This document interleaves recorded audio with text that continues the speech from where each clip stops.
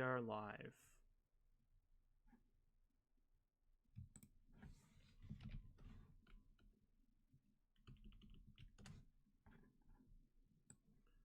So I'm just going to be doing some setup, checking if everything is working properly, and then we will jump right in.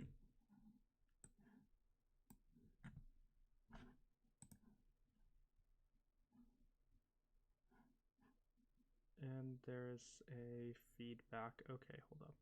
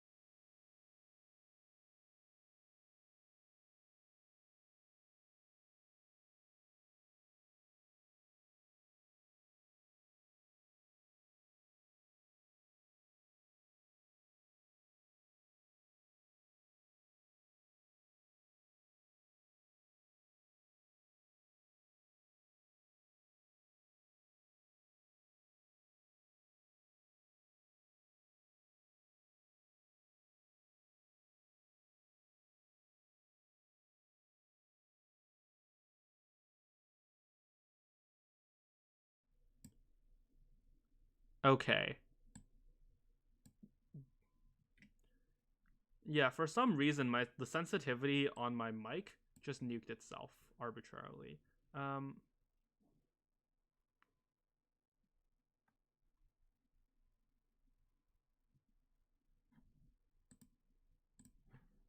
Wonderful. Going onwards. Okay. People are more divided by class than by nationality. This is very situation dependent, right? Like, these are obviously two sliding levers, and it just depends on what society you live in. I don't think people in like Sweden are that divided by class. That, like, a poor person in Sweden is much more similar to a rich person in Sweden than from a poor person from India, right? But India itself is actually a highly class divided society, so there might be more similarity between someone who is poor in India to someone who's poor in a different country than to someone who is rich in India. This is really just like, this is really a ball toss, right? If it's with regards to the country or countries that I find myself in the past while, which are the United States and Canada respectively, I think people are much more divided by nationality, actually. People are more divided by class than by nationality. Disagree. Or at least, okay, in Canada, people are definitely more divided by nationality. In the United States, I don't know. The thing is, in the United States, people aren't really divided by class. Like, people who are, like, rich Republicans and poor Republicans are probably much more similar than people who are rich Democrats versus poor Democrats. So either way, I think this is I think this is false. Just as, like, a descriptive thing. Controlling inflation is more important than controlling unemployment. I mean, people have been really shit at hitting inflation targets, so I'm going to disagree with that. Okay. Because corporations cannot be trusted to voluntarily protect the environment, they require regulation. Do I? Okay. I don't know. This might piss off some part of my audience, but I don't really care. Also, no one is on stream now, but this might get, like, clipped and reshared later. Because corporations cannot be trusted to voluntarily protect the environment, they require regulation. I think people generally agree that they can't be trusted to voluntarily protect the environment. This is also descriptive, right? I think people generally agree that they don't voluntarily protect the environment. This part is the thing that it's dependent on. In not the United States, or, like, in not a corrupt country, this would be, like, easily a strongly agree. But, okay, the argument against this is that the United States government is just so corrupt that most things that they attempt to do will both not actually accomplish the thing and just lead to more damage. And I mean, that's the thing that you need to weigh. Like, you need to take whatever your expectation is and lower it by, like, 1 or 2 levels. But does lowering it to 1 or 2 levels mean that it's completely useless to create, like, the EPA? I don't think so. I think ultimately it's a trade-off. But yeah, the reason why this isn't strongly agree also is because the US government is corrupt, and that arbitrary principles do exist. Okay. From each according to his ability to each according to his own, quote unquote, is a fundamentally good idea. No. People, okay. And I'm not just saying this because, like, communism is a very like polarizing thing and is a very stigmatized thing. Like, this is people think that this like quote, if it wasn't popularized by, like, kind of communist philosophies that, or, like, socialist philosophies, that this would be popular. And I just don't think that's true. The returns on investment, or, like, that's a fraught term in and of itself because of, like, financialization. But the actual good that will be done by helping the people who are the most in need is almost always much lower than to like a specific section of people who are in need, right? If you have marginal cost to leverage, if you have like a small amount of resources, and you can either educate someone who is extremely poor and starving, but has like a very high talent assessment, versus someone who is essentially like unable to develop anything that would then further create more benefits for other people, then that's just not a good assessment. And you need to be making these assessments, and obviously there's going to be some level of subjectivity in it. But like using this as a general principle is just very counterproductive in my opinion. It's also like it's also not only like specific examples, right? It's just basically the general case is a case where there's differing benefits in investment. You can have two people who are suffering, and the one who's suffering more requires just exponentially so much more cost to help that it's not worth it. The freer the market, the free. Okay, so it's like the opposite dogma. This is also not true because monopolies. I mean, you can argue that like monopolies are not free markets, but okay, like also hypothetically, this would involve like. I mean, this is just like a very extremist stance, right? You could say that like the freer the market, the freer the people to some degree is a true statement. Up to some point. But that's almost true. That's true for almost every statement, right? But like this is just not feasible for like an infinite degree. Okay. It's a sad reflection on our society that something as basic as drinking water, quote unquote, is now a bottled, branded consumer product.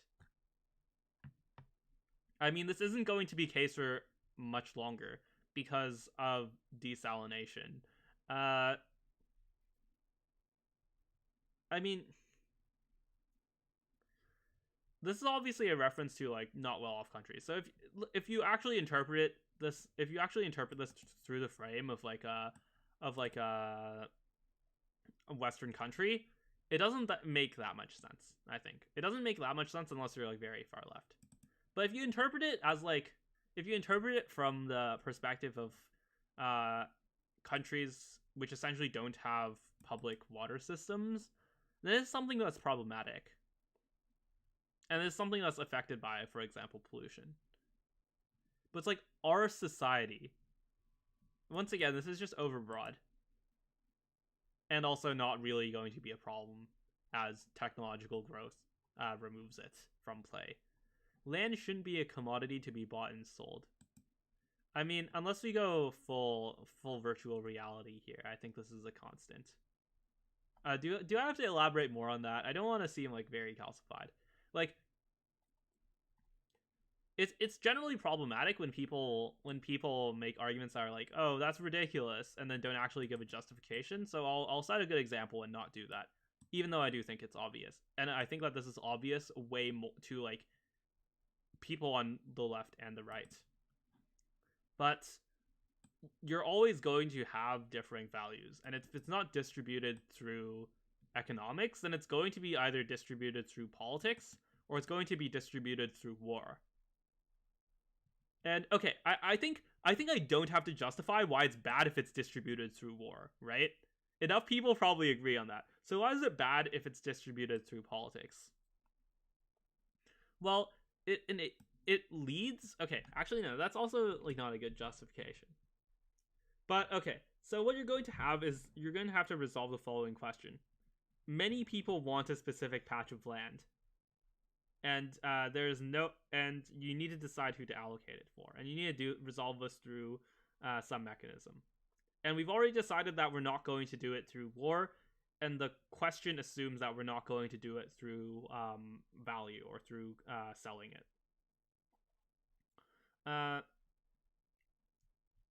So there are like two scenarios here. One is where the government just allocates it randomly or allocates it through some sort of like assessment. Actually, I guess that's two scenarios in and of itself. And then the third scenario is where it gets time shared through some other thing, right? Which I guess is similar to the second one. So you have like three and a half or 2.5 possibilities. If it's done via timeshare, then you're obviously going to have short-sightedness problems,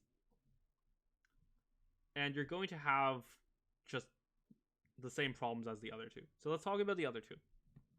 If it's done through assessment, one, it's an arbitrary principle that can absolutely be corrupted, and can and will be corrupted considering how important land actually is in the current environment. And this isn't something that will just be like lightly corrupted, right? This will be something that is like a core focus, because the return on investment on actually influencing something like this is incredibly high. You actually already have this with regards to urban planning communities, which are some of the most highly kind of like donation influenced organizations. Like if you want to like unfuck up a little bit of the world, it might actually be optimal, or like a little bit of like your proximate life, it might actually be optimal to invest some time in like reforming whatever your local like urban planning committee is. And this will, like, everything that is wrong with urban planning now will be so much more wrong with urban planning if this isn't the case. Okay, if land cannot be sold. So the other one is that it's done randomly. And I mean, can people like get rid of their land in that case? Like, what if they just like they just rent it out? I don't think there's going to be like a non-authoritarian and like painfully authoritarian way to enforce that latter state of affairs. So that's that is just generally the state of play. Okay. It is regrettable that so many personal fortunes are made by people who simply manipulate. Okay, simply is doing so much work here. Manipulate money and contribute nothing to their society.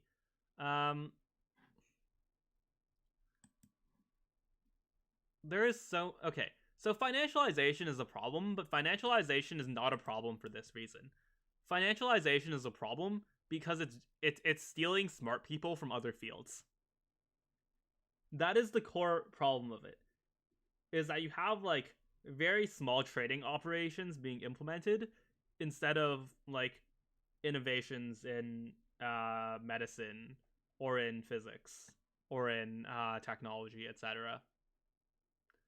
Like the broad idea of capital allocation isn't that bad. It is to the extent that it eats everything else that is problematic, right?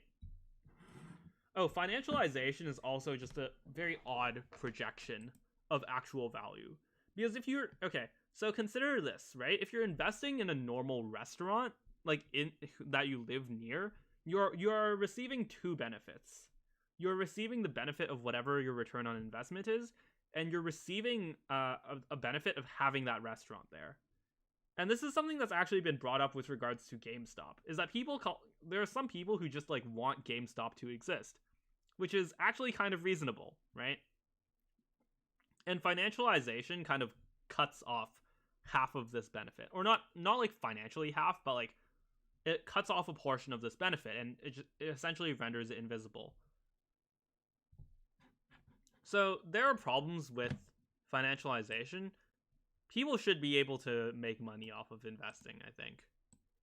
And this isn't to say that there shouldn't be any regulation either, but it is regrettable that many personal fortunes are made by people. Okay, like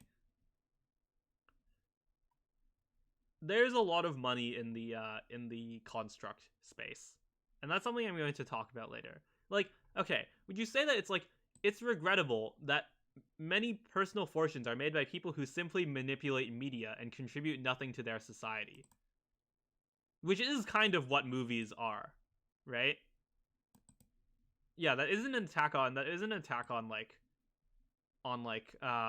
shoddy journalism. That's an attack on like literal fiction, like the category of fiction, right? Like there's a lot of money to be made in making things that aren't real and manipulating things that aren't real. Protectionism is sometimes necessary in trade. This is just true. Like sometimes is doing a lot of work here. If you say that like something is never true, that is almost always there's almost always an exception to that. But you have like differing labor regulations that need to be enforced somewhat through parities in trade. That's a pretty consensus view. If someone disagrees with me on that, then I'll expand on it. But yeah, that's actually probably what I should do for some of these things that I think are relatively obvious, right? Is to wait until people disagree with them and then and be like fully willing to actually explain and engage in that case. The only social responsibility of a company should be to deliver a profit to its shareholders. Okay, so I talked about this before, right? I talked about this before, which is that you're essentially like, if you know what like the Weyl curvature is, that's essentially what's happening here. You're making a system much more convenient and easy to understand by cutting off a part of it that is actually beneficial and relevant. The rich are too highly taxed. I wouldn't say too highly, but I also wouldn't say aren't taxed enough. It's actually like fairly decent, I think. In like the average states. Which I guess means that some of the states are going to be higher and some of the states are going to be lower. Okay,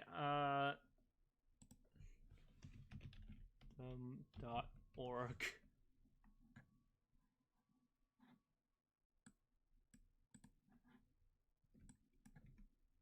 One for disagree, two for agree. Two.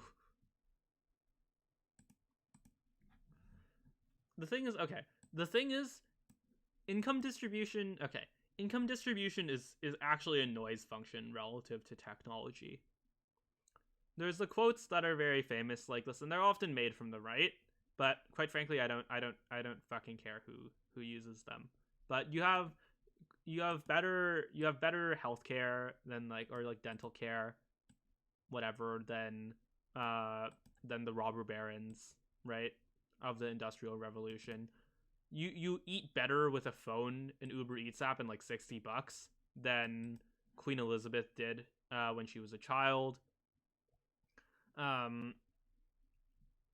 benefits of technology and of a functioning production engine with regards to technology is just so high, is just asymptotically not even close to the benefits of redistribution in general, right? There's arguments that should be made that like there should be some kind of minimum floor to account for this. And obviously this isn't obvious for like the average human's perception, right? Because people aren't actually like, unless they're incredibly old, they're not perceiving things in that context. They're not actually aware of the benefits of the production engine and of technology. But nonetheless, I guess we'll never feel it because it's an opportunity cost, but just maintaining that technological growth is generally what's important. Those with the ability to pay should have access to higher standards of medical care. The word standards is doing a lot of work here. If it is something standard, then I don't think so, right? Kind of like by definition, a standard is something that is like applied generally. But also if it's like an experimental surgery with like an incredibly low rate limit, right? Like if there's only one or two doctors who are actually able to like physically perform the thing. This is also really fucking ambiguous. Higher standards of medical care.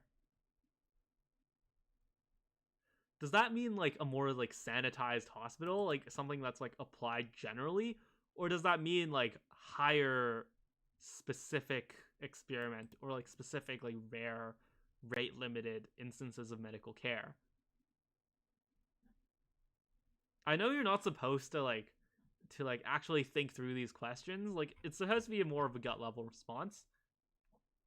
my like internal response, but like I'm also doing it for a stream, so my internal interpretation, just like uh even though this isn't necessarily the way the question is phrased, is that it refers to the more uh far end stuff, right? The more rate limited stuff. Governments should penalize businesses that mislead the public. Yes. This also implies that your government isn't an oligarchy, though, which is an open question in the United States. Genuine free market requires the restriction of abilities of predator multinationals to create monopolies. I don't even care if they're not multinationals. Abortion, when the woman's life is not threatened, should always be illegal. I literally don't care. I could not care less about abortion. It is something that is simply used as a tool for political power.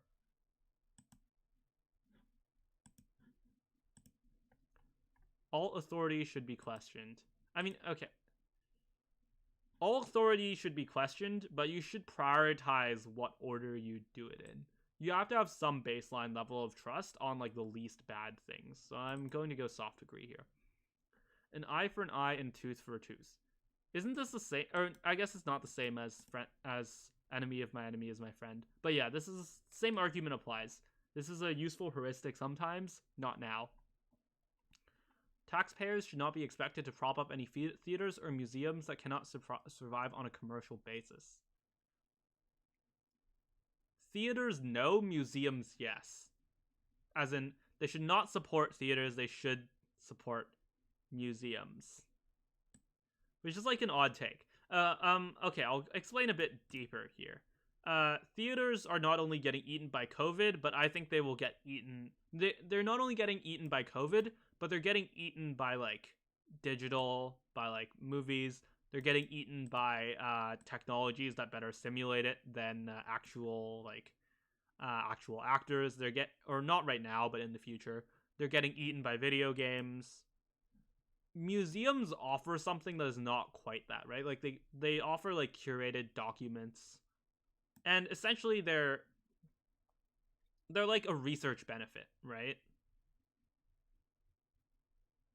There's something that where there's a benefit outside of just entertaining the people who go there. It's good to, I mean, I guess you could say that means that you don't prop up museums, but you instead prop up like research institutions that take their place. But so I guess I'm gonna go soft agree on this. Schools should not make classroom attendance compulsory. Strongly agree. I don't know. Like, okay, some of this is personally motivated because I was a very high functioning student. And I essentially, like, I didn't really, like, have any problem with school whatsoever, aced all of the tests, whatever, and barely showed up to school because of that. Like, I aced all of the tests without really, like, paying attention in class, or, like, literally not being in class most of the time. And I just think that should be a possibility because I did much more productive things at that time.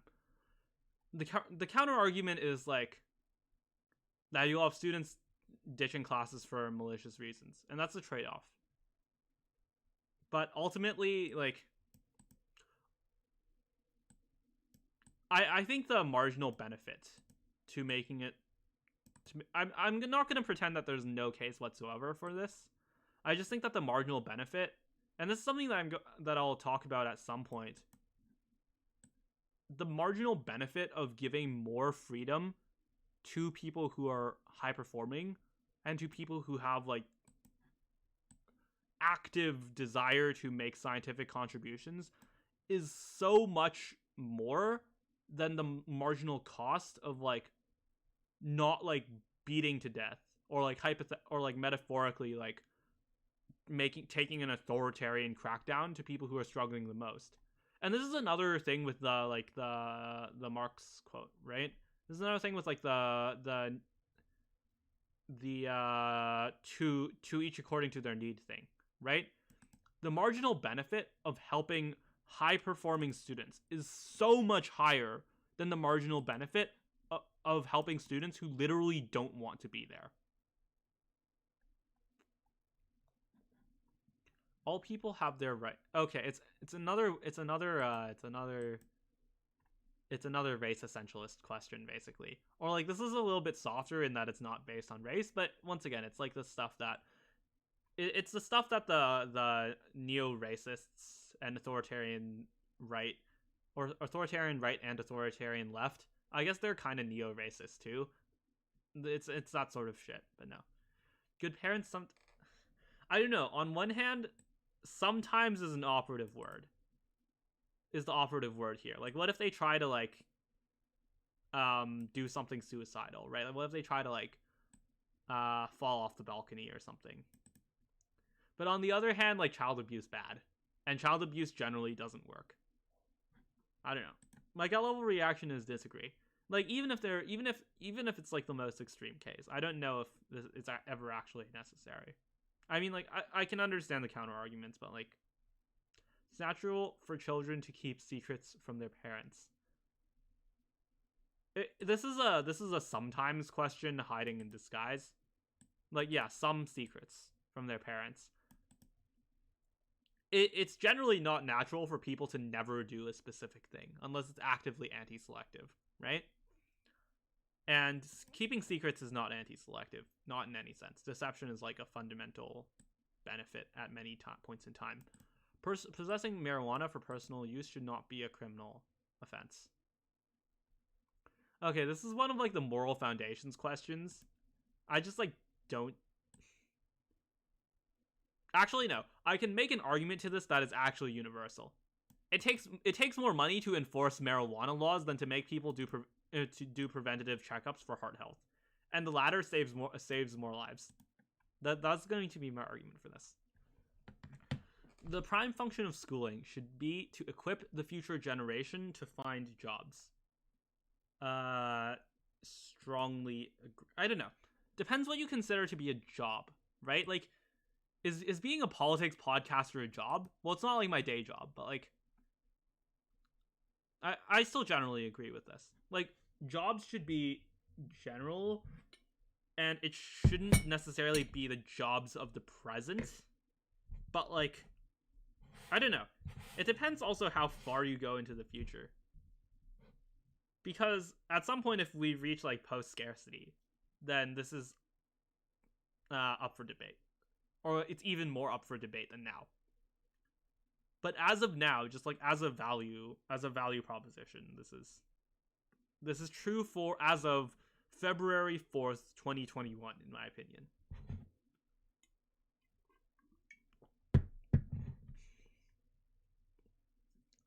Oh shit, okay.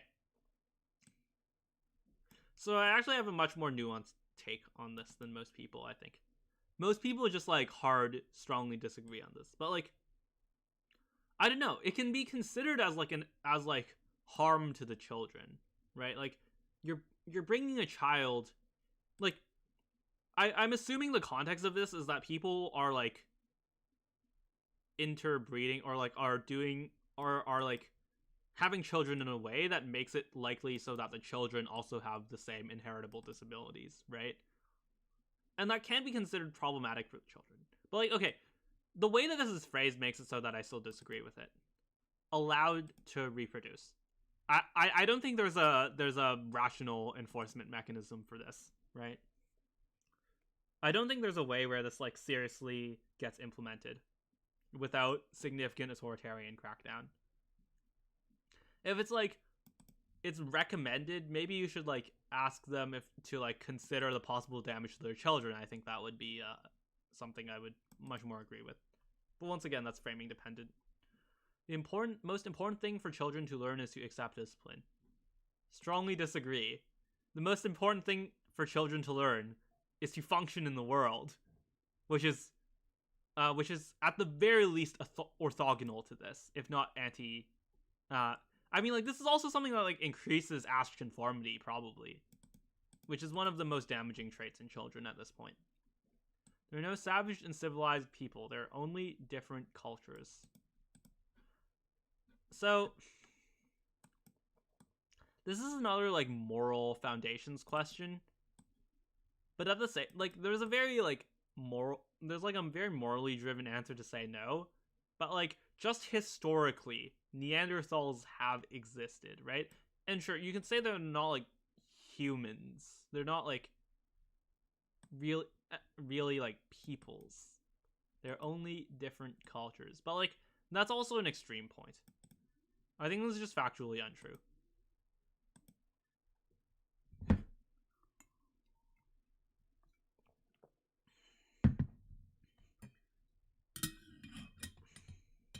I mean, like, if you had a parallel, or if you have a parallel like time bubble, right, where the Earth is like a few millennia older, or like 10 millennia older,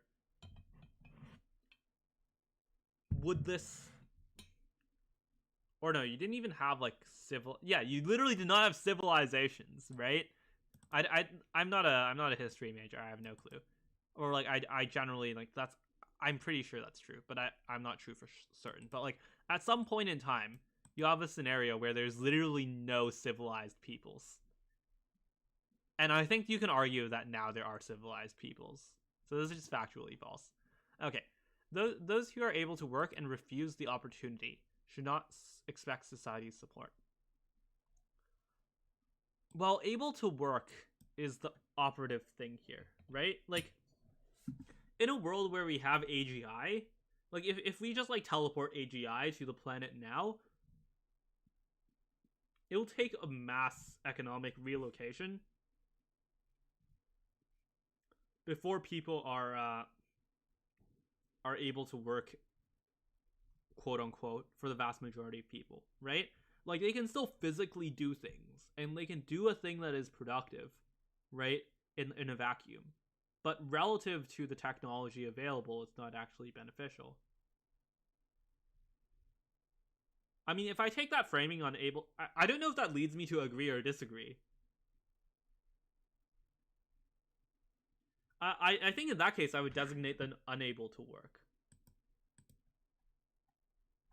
Or, wait, that would mean agree, right?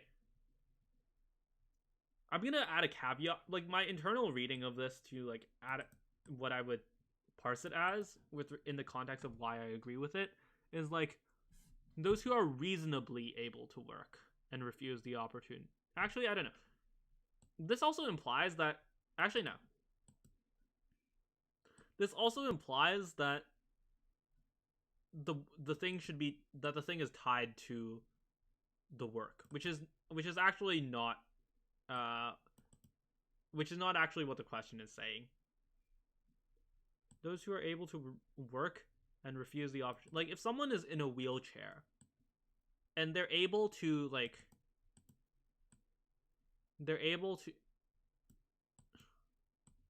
if someone is in a wheelchair and they're able to like fill out a spreadsheet or something and they refuse, does that then make like whatever disability benefit for them being in a wheelchair go away? Like that's not functional in my opinion. Okay. When you are troubled, it's better not to think about it, but to keep busy with more cheerful things. Strongly disagree. Coddling of the American mind. That is the argument. That is my entire argument. Or not my entire argument, but that is my primary argument. Okay. First generation immigrants can never be fully immigrated within their new country. Our first generation immigrants, the people who are immigrating, or the people who are the children of the people who are immigrating? I'm gonna assume the former, since I think the latter is just obviously false. Once again, I'll raise it if there's a question about this, but the former I still think it's false. I mean, like never is the operative word here. Same reason as I said before. I think there's like at least one first generation immigrant somewhere in the world that is fully integrated in their new country, right? I think there's much more than a few, to be clear, but like never is just the operative word here. I don't know if the average one immigrant fully integrates with their own country, right?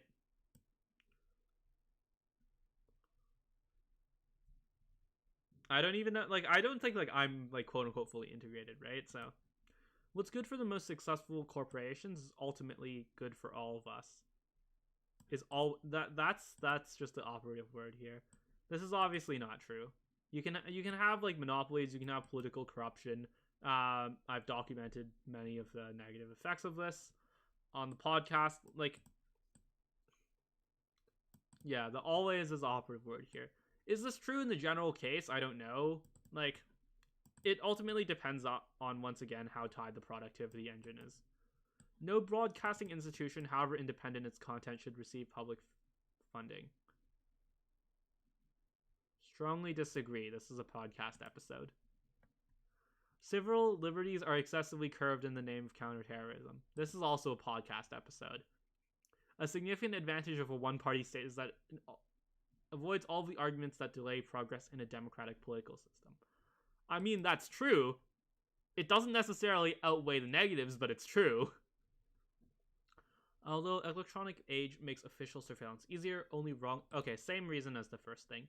The death penalty should be an option for the most serious crimes. No, because people are not good at getting getting convictions that aren't false. Like, the false conviction rate is too high for this. If you had like an oracle that was always correct, then this would be reasonable, I think. But that is not the world we live in. Civilized society, one must always have people to be obeyed and people below to be commanded. This is not even like verifiably false, but this is literally just like abstractly false, right?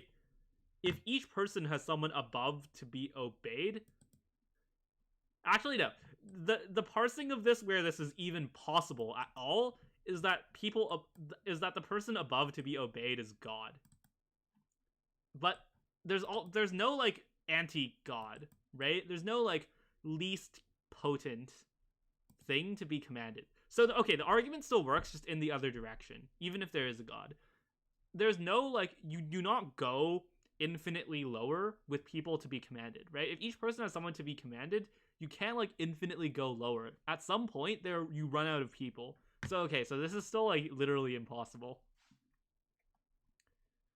Yeah, it's possible that everyone has someone to be obeyed, where that someone is God. That's the only way that this can be justified in the upwards direction.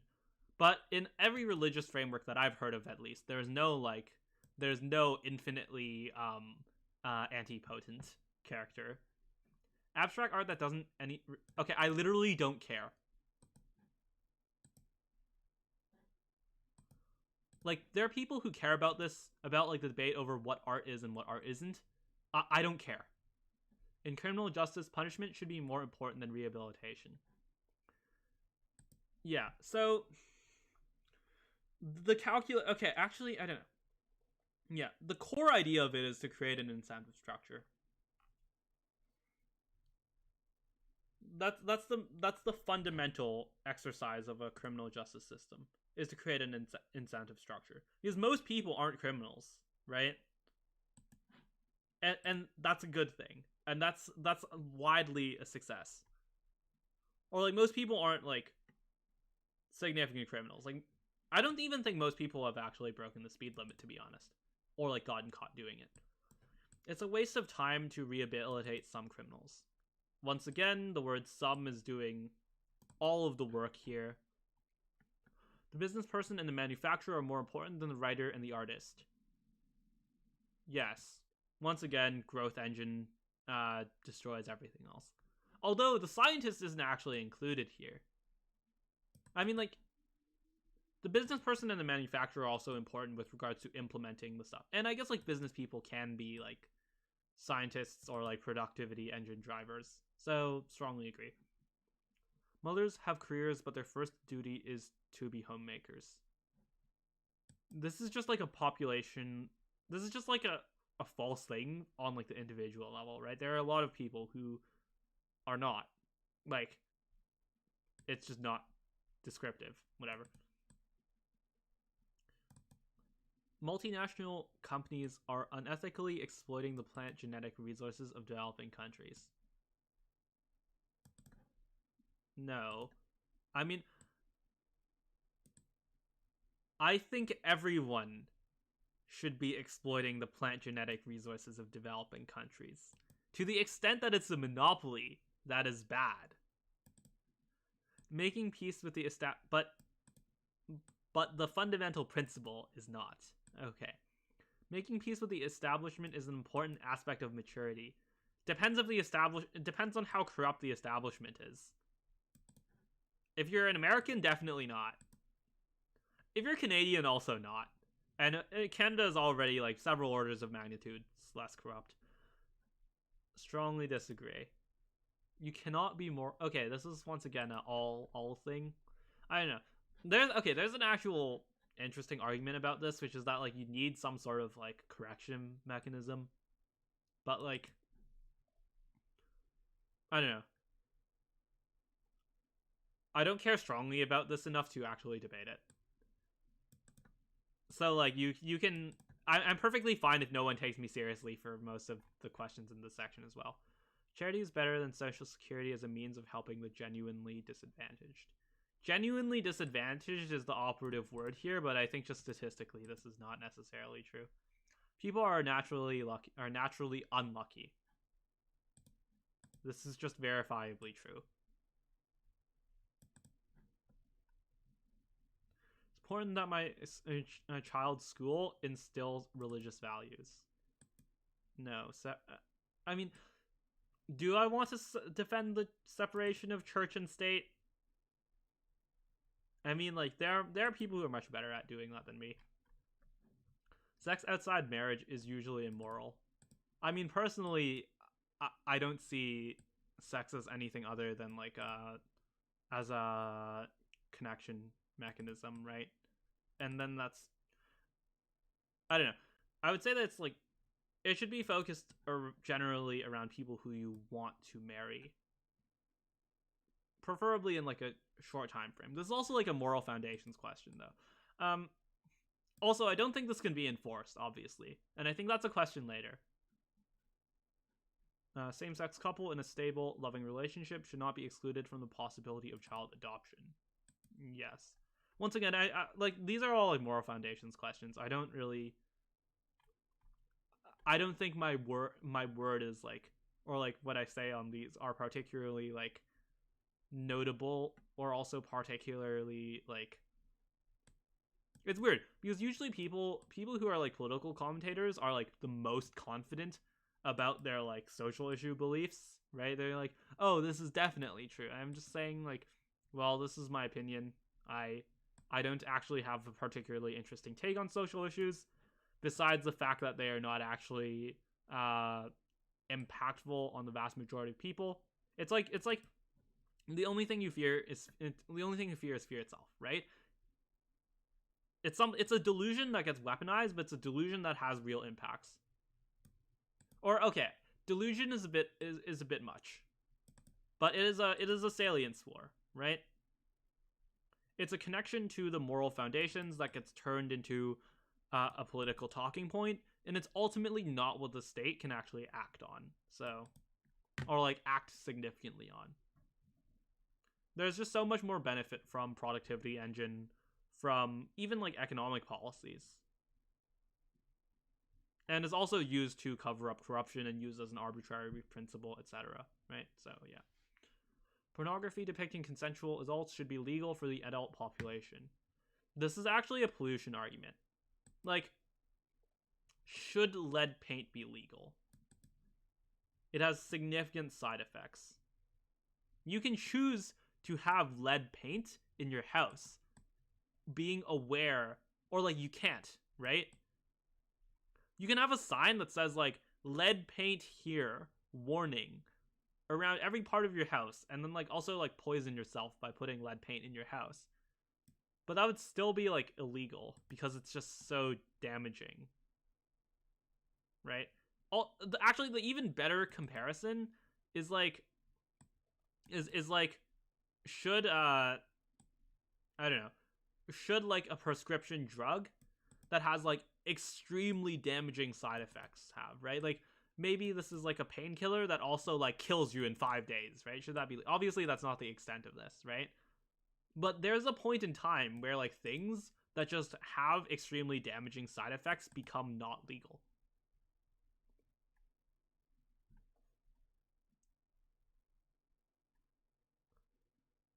Also, I know I made the case for marijuana legalization.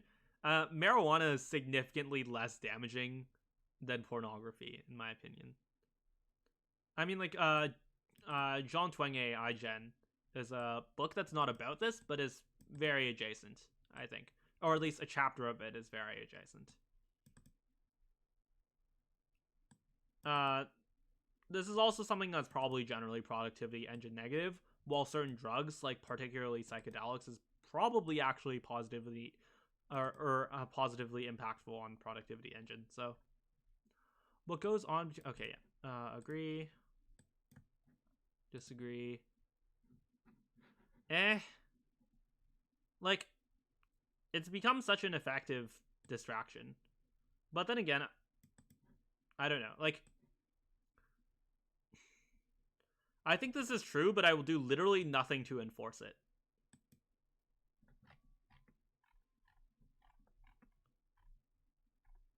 Okay.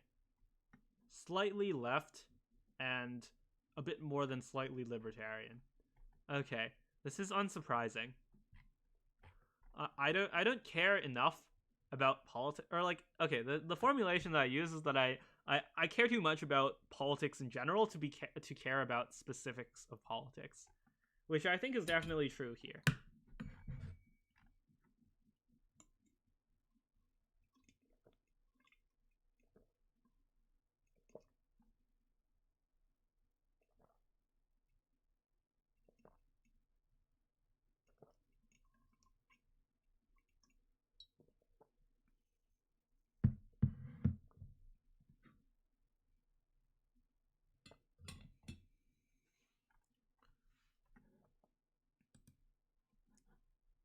Okay, so that is done. Um,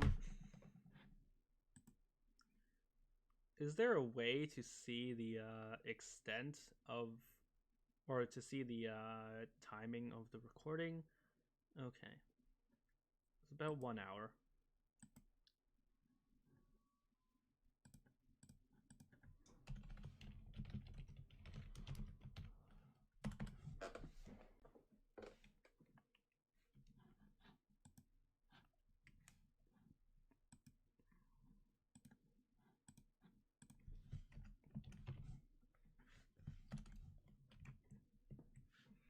Okay. I guess the natural thing to follow up on is on this shoddy paint document, right? Hold up.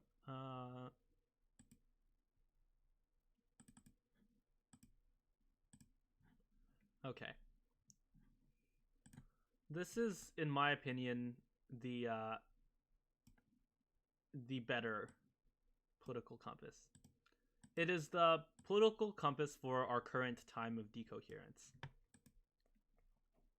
which is, I mean, institutional and populist are pretty well known.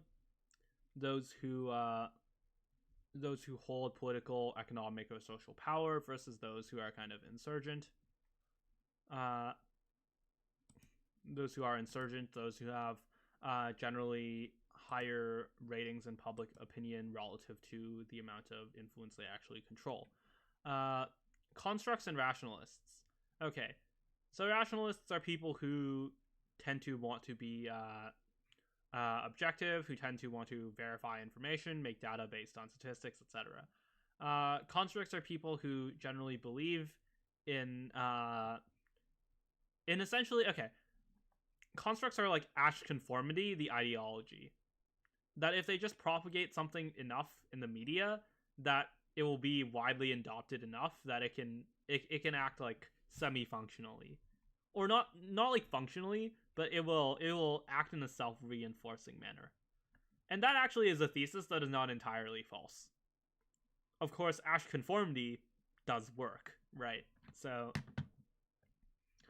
And I think I'm just going to leave it at that for now, and start putting people on this axis or on this compass. Okay, who's the first person who I should put on the axis? Donald Trump. Why not? Let's grab a picture of Donald Trump.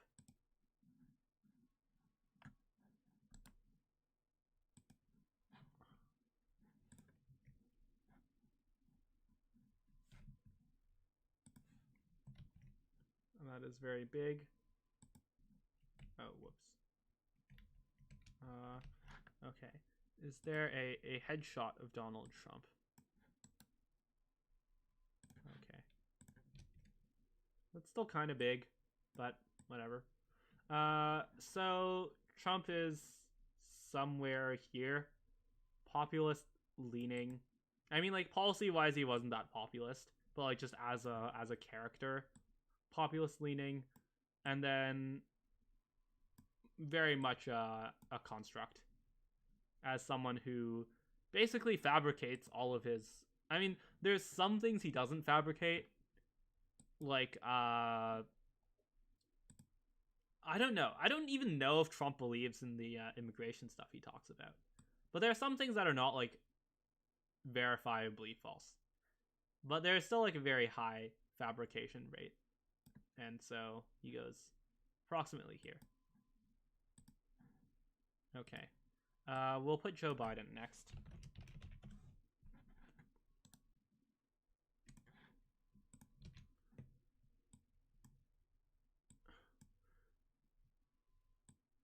Joe Biden actually, like, rhetorically is still like very aspirational. He's much more institutional, like probably as far as institutional goes, basically.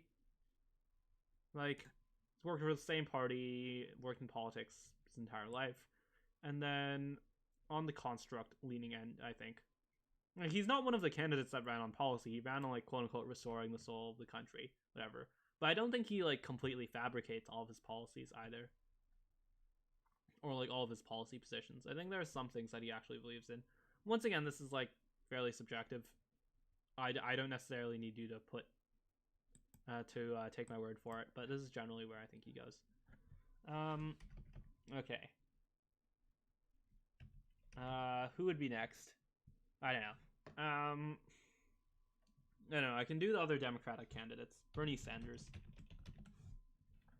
I don't think Bernie Sanders is actually that populist. Spoiler. Oh, let's do the,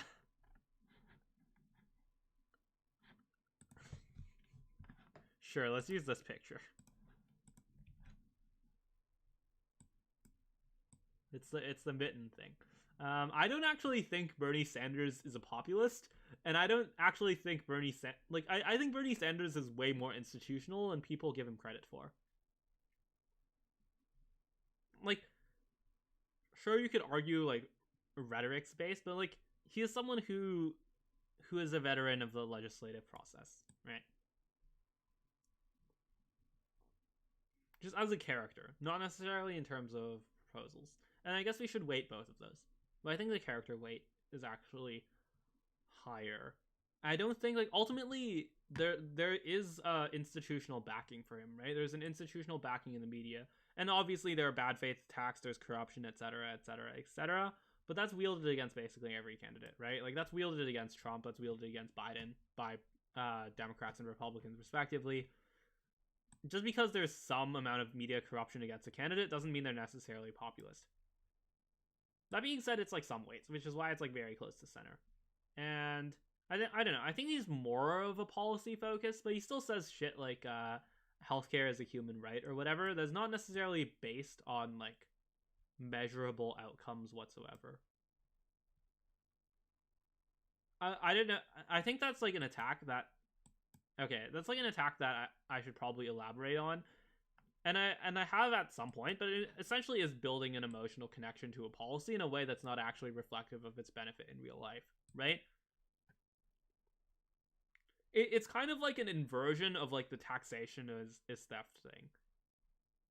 It's like literally that in the opposite direction. I think if you understand why one of those is bad, you should understand why the other one is bad.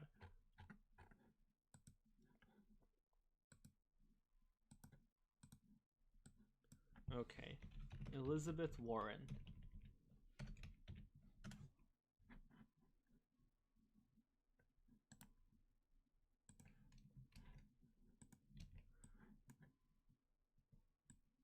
Everything I said about Bernie, but more of an institutionalist.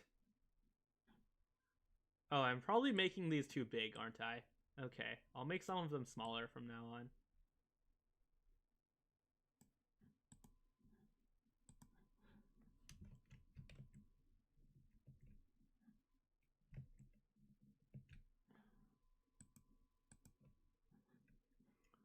Okay. Who's next? Michael Bloomberg?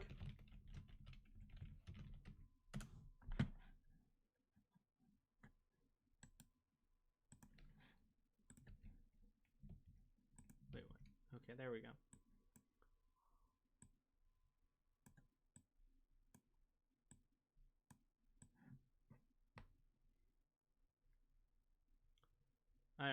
I think Bloomberg is actually no. I don't actually know that much about Bloomberg's policies. I don't know. I'm just gonna put him like very far on the institutionalist end because he is like institutional in finance as well as politics, and I don't really know about his like how much he is a construct versus a rationalist.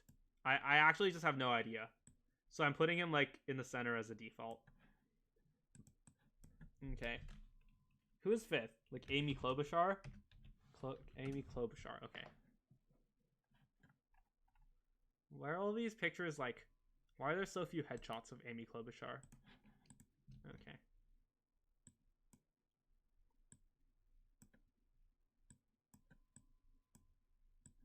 Okay.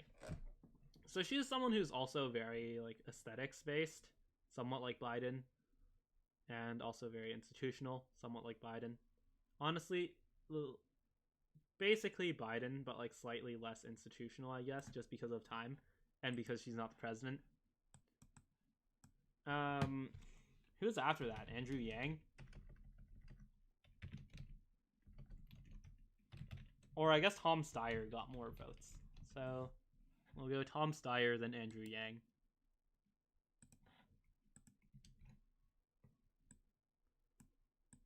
Tom Steyer got more votes because South Carolina.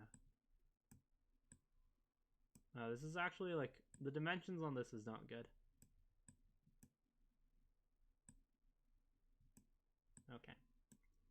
Whatever. I screwed up the dimensions, but I don't care. I also don't know anything about Tom Steyer. I think he's significantly less institutionalist because he's never served in government, but he's like a PAC person, financial establishment, so here-ish. Probably. Well, probably around the same as Warren. Okay. Andrew Yang.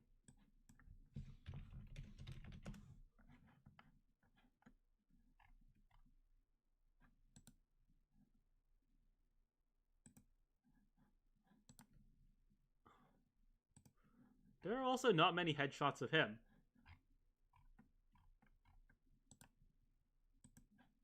Okay.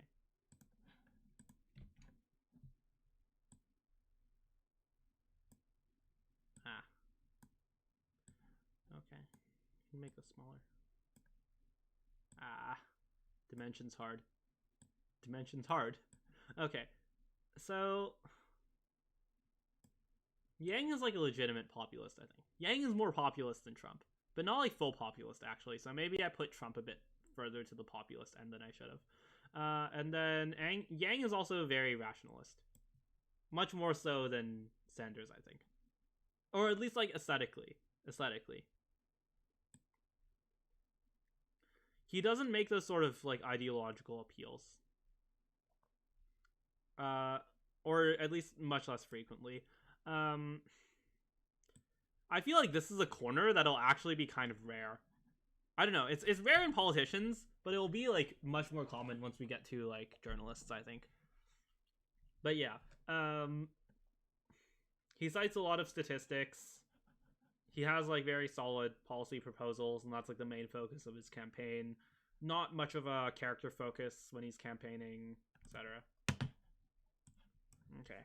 Who was before this? Oh, Tulsi Gabbard also got votes. Actually, Tulsi Gabbard got a delegate, so maybe she should have gone before Andrew Yang. But, I don't know. She was polling less than him, though, so...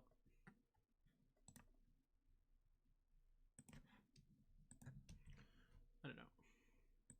Gabbard seems to have a very, personality-focused campaign. I mean, she had, the war thing, right? That was, the one policy that she was, known for. But I don't think she had, that much of a statistical basis in what she does. Actually, probably, maybe around Steyer-ish. I don't know. Steyer had, climate change, right? And then populist. Yes, more populist than Trump also. So, probably around here. But she didn't really lean into, the character stuff either. That's just something that, arose out of, a vacuum, right? Okay.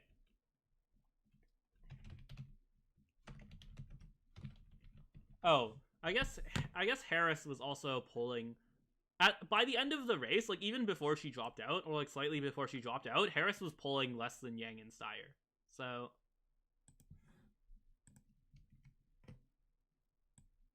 the order makes sense except for going after Tulsi Gabbard.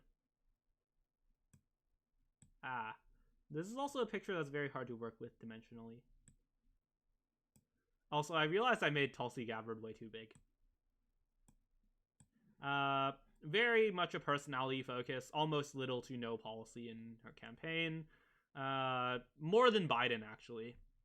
And then, very institutional. Here, sure. And yeah, making a lot of those disingenuous appeals. Making a lot of those, even, neo-racist stuff.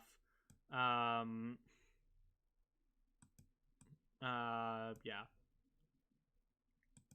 Basically nothing about policy. Okay. Who else was in the Democratic primary? Oh shit, I completely forgot that Pete Buttigieg exists. Okay, never mind. The order makes no sense. At least the position where I put Pete doesn't make any sense. As in, the order when I got to him. Pete should have been after Warren. Or Bloomberg, I guess. Very... Or, institutional-ish, but not quite as institutional as, Klobuchar. And then, also, probably around the same as Tulsi Gabbard. Actually, Pete had, some interesting policy stuff. Legal reform, process stuff, ranked choice voting. So, maybe a bit... Actually, is he more or less than Biden? Probably around level with Biden. So we're gonna put him here. So we have a cluster here of Biden, Klobuchar, and Pete, who should actually be way closer than the image shows.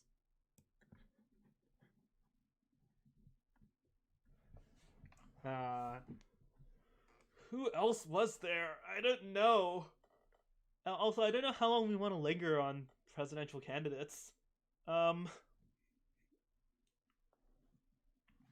Deval Patrick? Do we want to do Deval Patrick? Oh, we'll do Cory Booker. We'll do Cory Booker since he lasted to the fairly late stage of the debates, right? Near the end.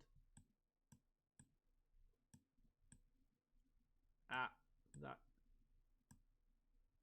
Oh man, that distortion does not look nice. This was not a good quality thing. Okay. Less or around as institutional as Pete. Okay, let's make this a bit smaller. Actually, he had a pretty good, strong policy focus as well, with stuff like domestic policy, baby bonds. Stuff on policing was actually fairly good as well before the great constructification of the Democratic Party on those issues. Would have been interesting what he would have done if he was the nominee at that point. But yeah, I'm gonna go here. A bit more wait, we have Pete as being less institutional. Actually, no, that's true. That's true. Pete is less institutional than Warren, I think. Actually, I don't know. Sanders really leaned into the populism, though, even if he as a person was more institutional. Yeah, Booker probably goes somewhere along here.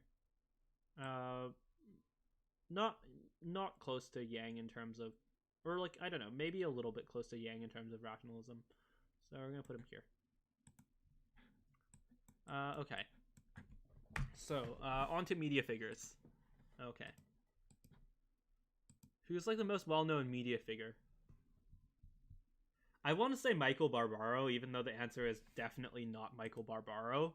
I don't know. We're gonna put him first anyway.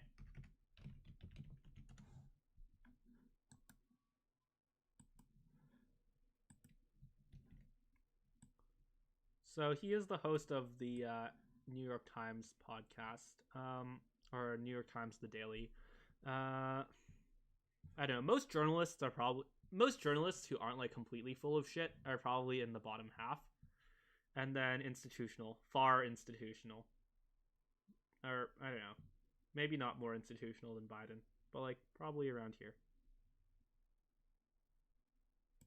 Fairly solid reporting, not that many factual errors, some kind of like racial conjugation stuff, but honestly he does I think he does a good job.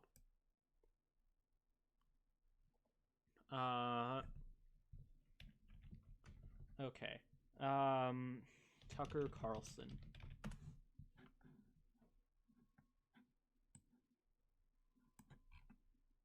I mean, like, he's an opinion host, right? So like there's also no headshots of him.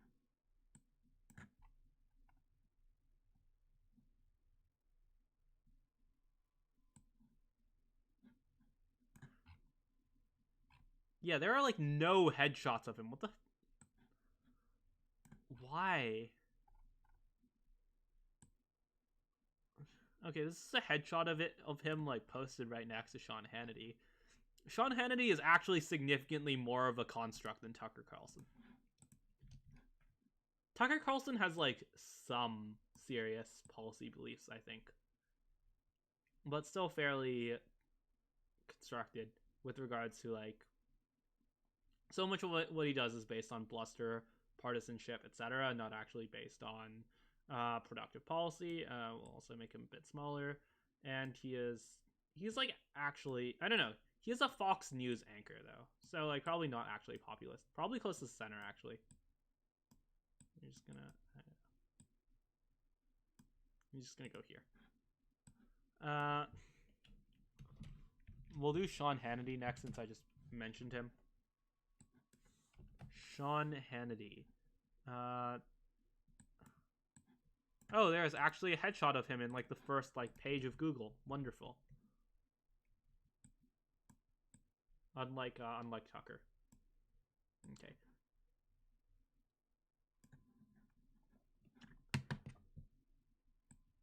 He is basically like, I don't think he diverges from the GOP or like the Trump wing of the GOP ever. And once again, it's an opinion. Wait, this has him like above Trump himself. Actually, this is actually somewhat true, since Trump had to like implement some policy just like by the fact that he was president. Okay. Yeah, and I know I have him significantly to the more institutional than Trump, but he's been like the status quo, like involved in the political media system for so long that that's why. I mean, you could say that Trump has been involved in like real estate and finance as well, which is true actually. I don't know. Trump probably should be much closer to the center, to be honest.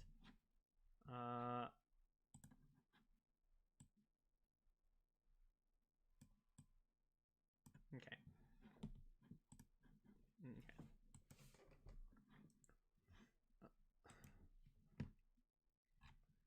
Who? Okay. I don't know who. Okay, Chris Wallace is another person who's on Fox News.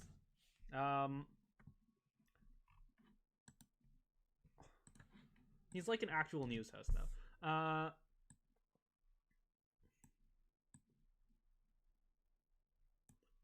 Probably here-ish. Actually, Fox News is pretty institutional. Still less institutional than like Warren. Oh, institutionality should probably be aligned with Sean, actually. And then much more based in just reporting. I mean, that's kind of what you do as a journalist, so probably like here-ish.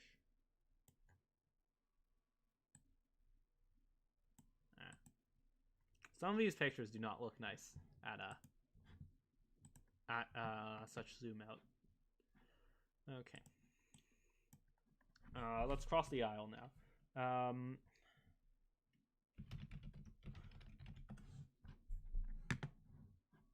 Chris Cuomo is basically an opinion host. I mean, like, he is often an opinion contributor, right? So, or like, is that like predominantly what he does? I don't actually know. I don't know like what is the ratio of what Chris Cuomo does. But not quite as bad as Tucker Carlson. Actually, I don't know. Tucker Carlson goes deep into policy more often than Cuomo goes deep into policy. But he also like makes up stuff that is not believable to an extent that is higher. I don't know. I think those two cancel out, so they're roughly the same. And he's very institutional. Actually, no. I think in terms of making stuff from thin air, Cuomo is not quite as bad. But he still does that occasionally. Russian racial conspiracy stuff, etc. I mean, I don't know if that like originated, or like I don't know if that was like an action by him in any way, or if that was just like a result of producers. But like either way, it's stuff that he said on air, right? And obviously stuff about like corruption, protecting his brother, etc. Okay. Who else is on CNN?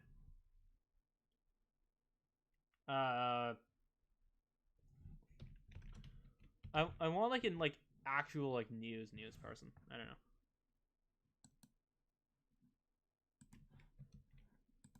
Don Lemon is actually in a very similar place to Cuomo, I think. Like honestly, basically the same place.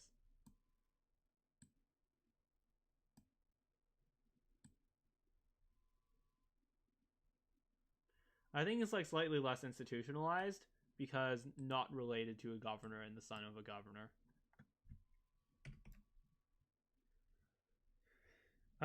Okay. There's not that many people on the populist end yet. Okay, so we'll go to actually. Well, we have to put Rachel Maddow, right?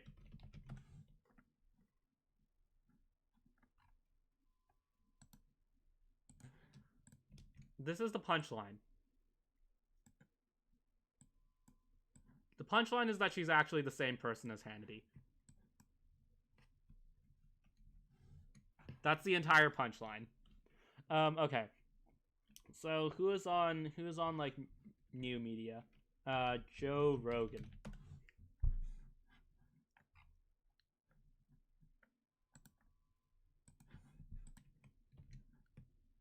I don't actually know. He's probably like about as populist as Yang or Tulsi, I think. I don't actually know where he goes in terms of rationality versus constructivism. Probably more to this end because he talks a lot about like his like philosophy of life and stuff. Like he doesn't actually, but he also is like an interviewer, right? He just like takes on whatever his guests take on, kind of, right, in terms of discussing it. I don't know. So like if he's like interviewing someone who's more factual, then he'll be more on the factual end. I guess that leaves him center-ish. Okay, I'm fine with that. Who else is I don't know. David Pakman. So David Pakman is like a center left. I don't know. David Pakman is the person who is like nice to have on this tier list in a way that this tier list better describes David Pakman than like most tier lists, because he's pretty left in terms of economic policy, but he makes his arguments like fairly grounded in reality. So like he wants single payer, but he's also not someone. He's someone who will like won't go to like the extents of many parts of the delusional left in terms of culture or in terms of even just like partisan like emotionally charged appeals. So he's yeah. And he reports on things fairly well. He doesn't actually do as much of like the Russell conjugation stuff as like CNN or MSNBC, right? So like in that way he's kind of like more center. And he doesn't play the association games either. Or like he's given an interview where he talks about playing the association games in like a reasonable way. Like being willing to like sit down with even someone who's objectionable with like proper preparation in advance, but not like demonizing them if you don't actually want to like do that interview. Okay. Who else?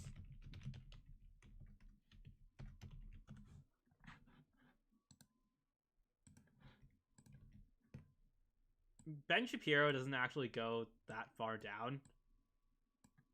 Like, he goes farther down than Bernie Sanders.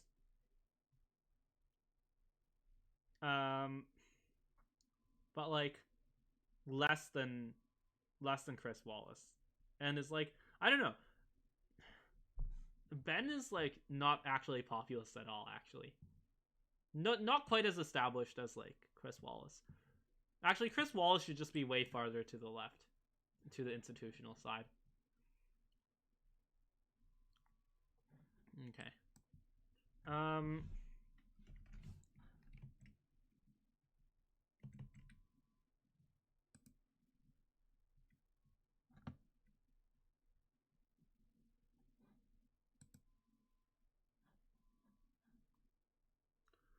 Okay.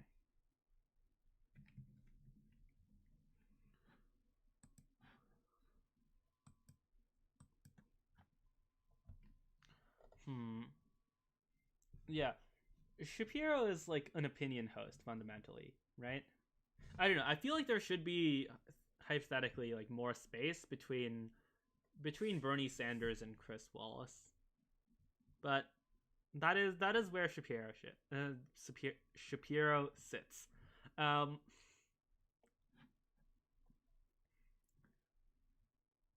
Yeah.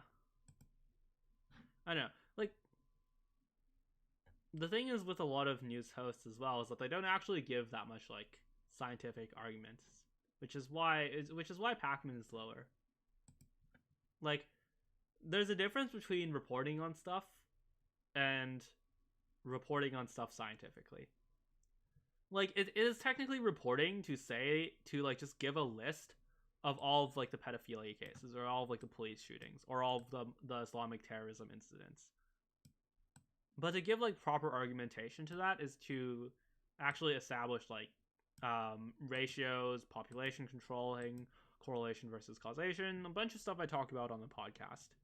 And that's something that like Pacman does better than Wallace. So that's my kind of justification for this. Who else is there?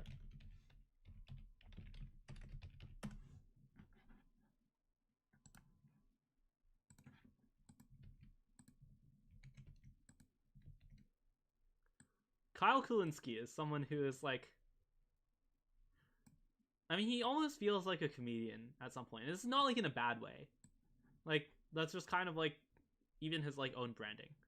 I think he's even more populist than Rogan. Like he's also a self-described populist, right? And then fairly constructed. Probably around as constructed as Tucker Carlson. He basically does like he did Bernie Sanders stuff. He didn't vote for Biden, I think. So he's kind of like actively anti-establishment, not only like outside of the establishment. He does like comedy-backed kind of coverage of a left-wing perspective as well.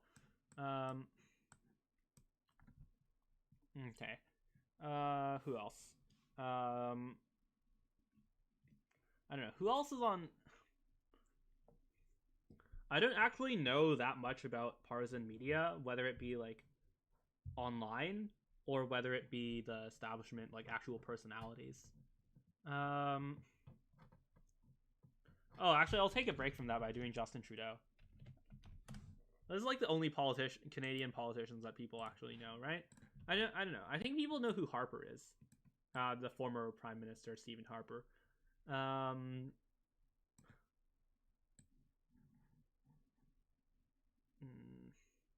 Actually, Trudeau is more substantive than Biden, even though Trudeau is known for not really being substantive. So I guess he'll go like below Biden a little bit. He's actually more substantive than Chris Cuomo. He's actually more. Actually, I don't know that much about Bloomberg. Here's the funny thing. Trudeau is very well known in Canada for being someone who's like very constructed. But he's kind of less constructed than Warren and Sanders. He has like serious policy stuff. I think there's just like a very different standard for Canadian politicians. Also, the person before was Stephen Harper. So like, Stephen Harper is someone who would basically exclusively campaign on making the economy work. And like actually, and he made like he made like policies. He predicted what would happen, and then that thing happened. Which is hypothetically what should happen every single time. But in American politics is very much not what happens every single time. He's also super institutional, being the... I don't know, actually he's like less institutional than Trudeau. Because he started a new party. Well, that's the thing with Harper as well. Okay. I'm just gonna put him there. Okay. Actually, he could arguably be even less than Wallace, actually. Less than Warren as well. But, I don't know, I think being Prime Minister kind of like lowers the prevalence of how populist he is. Okay.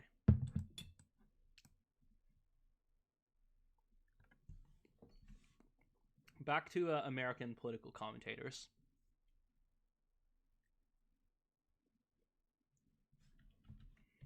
Lex Fridman. I don't know. Lex Fridman isn't really like a political commentator.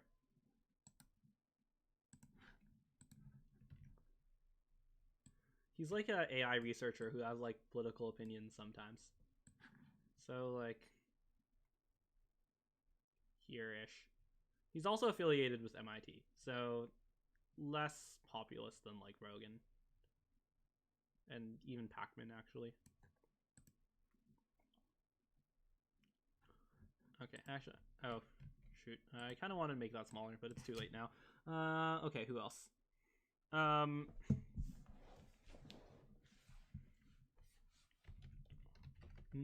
Once again, not a political commentator, but George W. Bush. Oh, I haven't put Obama either, so I'll put Obama as well. Basically as institutional gets. And kind of constructed. Like, he had some serious economic policies, but he was more of a social conservative. Basically level with Biden, honestly. Oh, so like the joke can be that he and Biden are the same person.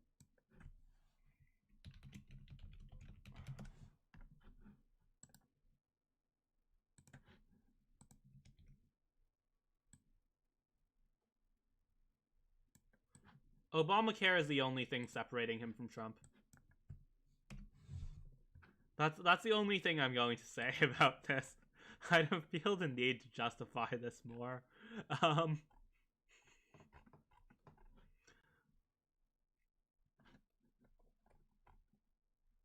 Okay. Yeah, who else is an American political commentator? I don't know. Okay, like, let's just take a look at Twitter.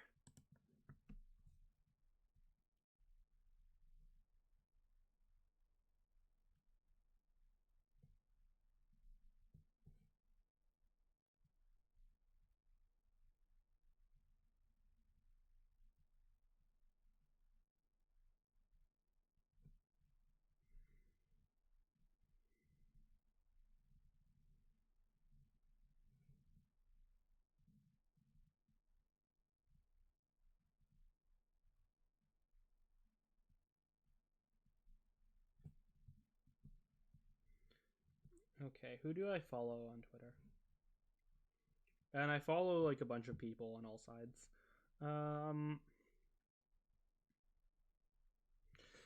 That's a very interesting one.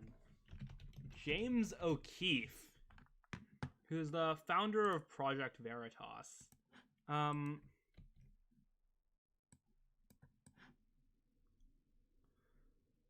He's like done some like shoddy stuff, some like narrative journalism stuff, but generally his accuracy isn't actually that bad.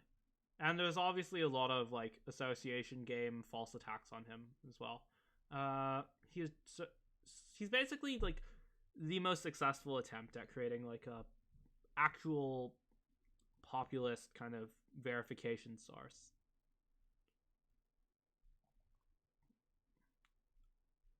Although, like, I don't know. You can argue that Axios kind of is supposed to be that, but it's not really populist.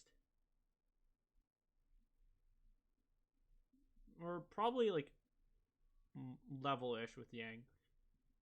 Or no, that'd be level-ish with Wallace. Okay, he's above Wallace a bit. Below Shapiro. We'll make him a bit smaller. Okay. There. Okay.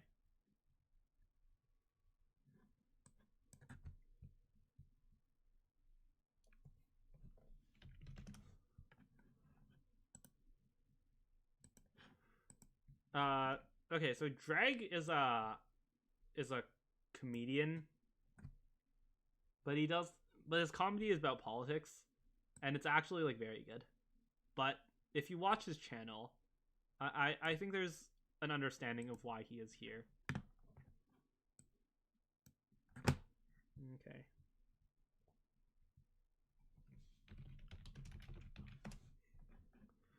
I don't know how well known this person is. Oh, Jonathan Swan. That's not the person who I'm not sure how well known he is. This guy's well known for his interview with Trump. He's also a journalist with, I think, a very solid track record, as of now at least. And somewhat institutional, less so than Wallace, less so than Shapiro as well. I don't know. He is still fairly institutional, I think. Probably actually even with Shapiro. But yeah, there should be more space between where Shapiro, Wallace, and Jonathan Swan are, and the center, I think. But there was just so much. There's just so much on the left side because there are so many politicians.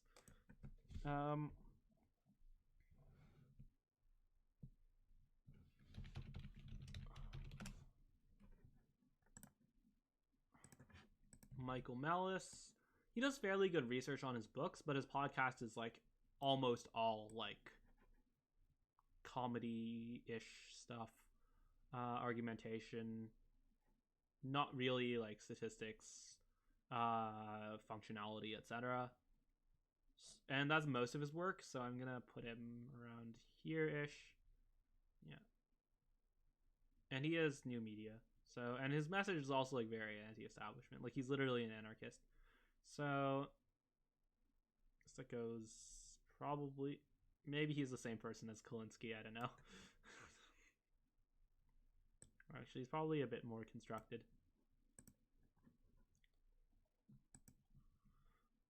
Okay.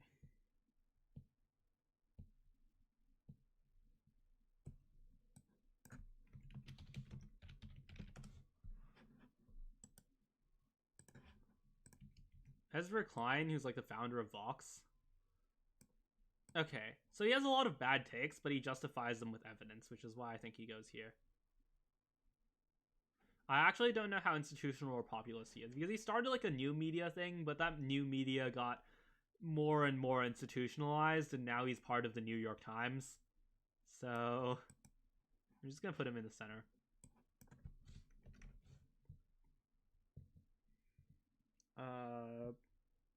Oh, Ted Cruz.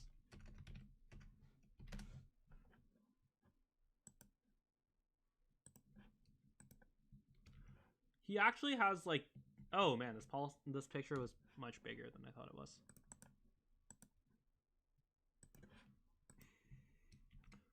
I think he's actually more of a construct on TV than he actually is. He's submitted some decent legislation. But, like, he's well known for the construct stuff, though. And he's also fairly institutional. But I think he's less of a construct than Biden.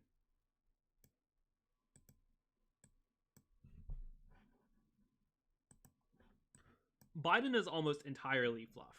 Being less of a construct than Biden isn't actually saying that much. To be more of a construct to Biden, you have to actively fabricate things. I guess that makes Michael Malice not necessarily more than Biden. But he, like, says stuff, like, sarcastically, right? You have to either, like, fabricate things or, like, you have to say things that are false and then, like, explain that they're false afterwards. Which I guess isn't the same thing. But, like, still. But is, like, more of interacting with the not real or verifiable or true. Okay. Oh, Josh Hawley. Josh Hawley is actually significantly less of a construct than Cruz. The thing with Josh Hawley is that he, like, just occasionally does a stupid thing. And in fraught environments, he just does very stupid things. But he is also someone who has actual interesting policies. And actually, like, tries to make some sort of economic difference. He is a senator, but he is, like, newer. Not like Cruz. So probably a bit more populist. Or, like, on this side of it, at least. There. And more of a construct than Steyer, I think. Okay.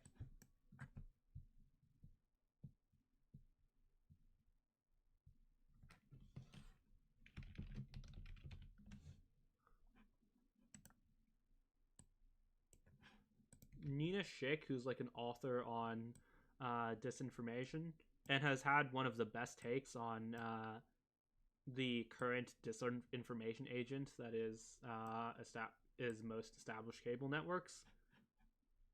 Very, very well researched, argumentative stuff. And I think she's at a research institute, right? So institutional-ish, less than Swan, more than Ezra Klein, maybe? I don't know. Okay.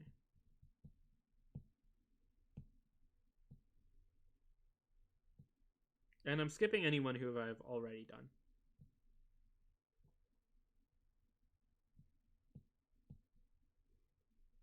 Do people know who Chamath Palihapitiya is now?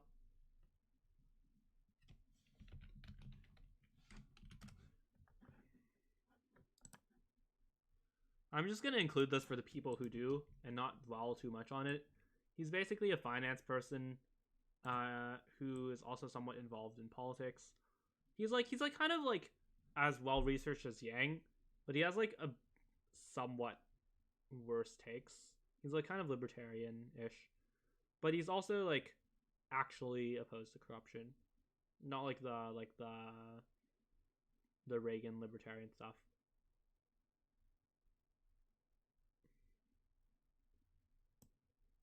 I don't know how much time I should spend talking about this, considering most people don't know about him.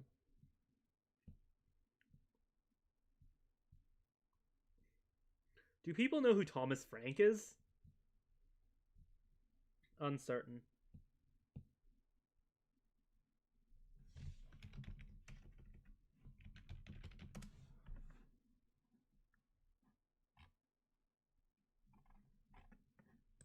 Okay, it's impossible to get a picture of this person, so I'm just going to skip him.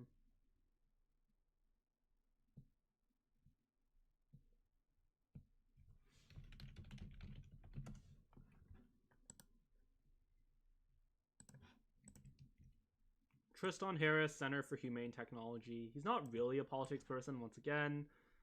He's also well known for Social Dilemma.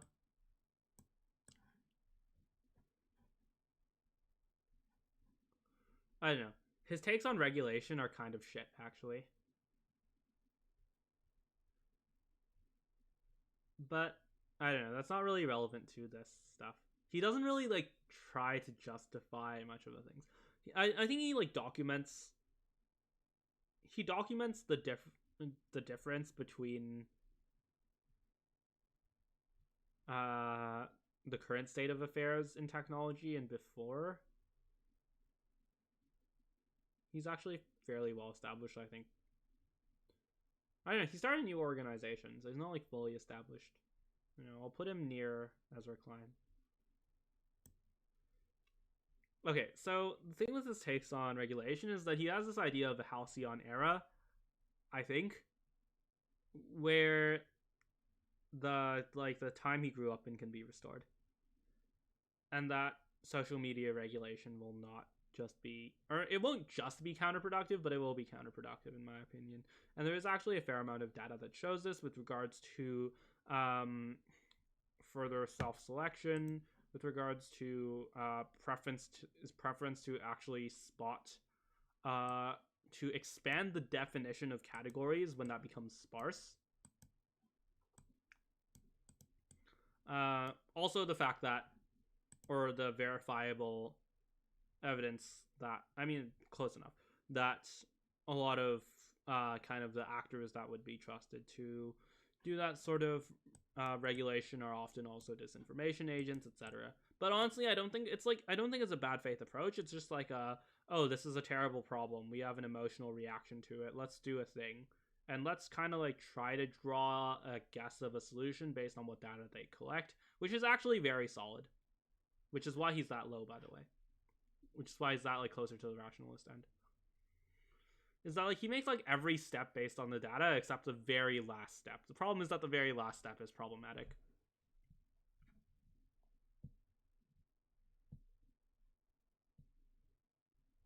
Sam Harris.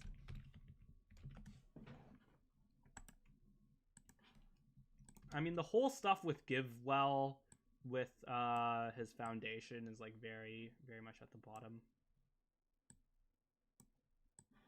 And then like, I don't know, he's actually not that populist in terms of message, but oh shit. Oops. I think I accidentally deleted that. But it's actually fairly populist in terms of opposing corruption, stuff like that. More so than Pacman, actually. So, let's just put him here. And opposing, obviously, institutional media, considering he is not part of that.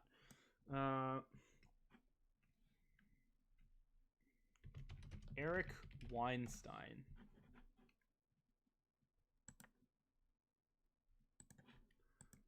Eric Weinstein, in terms of rhetoric, is basically as populist as... I don't know, actually.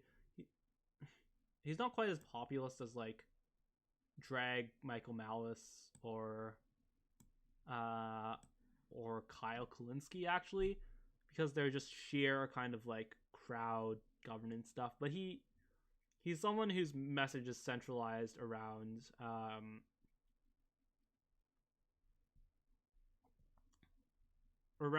established institutions being malfunctioning. Actually, he's not that. He's like slightly on this end, less so than Yang, actually. Or he does have a lot of economic knowledge. He also is like a physicist, but he doesn't talk about physics in his podcast often. So yeah, probably around ish here. Him on economic policy is fairly well justified. Some other stuff, not quite, but he at least makes the attempt. Actually, he's probably higher on the construct versus rationalist scale than Chris Wallace. I'm just... And actually probably higher than Yang. So yeah, I think this checks out.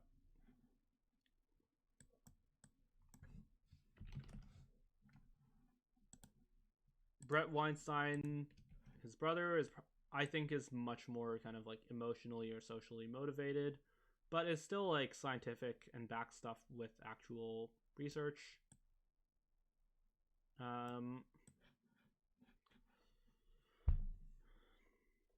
And also fairly populist-ish. So like a bit closer to here, probably. He's a biologist known for the evergreen state stuff.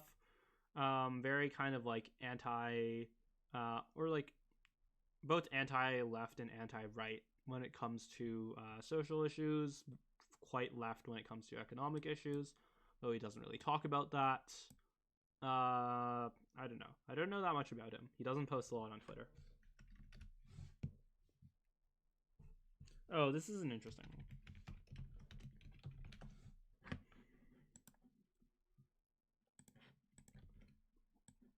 Emmanuel Macron. who's like the French president, but is also kind of like a new party leader. Somewhat populist in terms of being very anti-corruption, although he doesn't seem that left or right. But just starting a new party, I think, is something notable and doesn't make him that institutional. I didn't actually know that much about how his argumentation works, so I'm just going to put him in the center with regards to construct versus rationalist.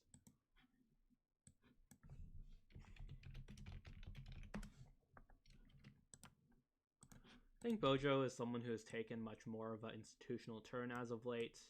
Although he has had a history in politics, but that's been like kind of increasingly established once he became prime minister and became formalizing much of his rhetoric. Still think it's a bit constructed and not necessarily scientific, though, so I'm going to put it just here. Actually, I think he's less constructed than either Cruz or Cuomo. I'm just going to go here.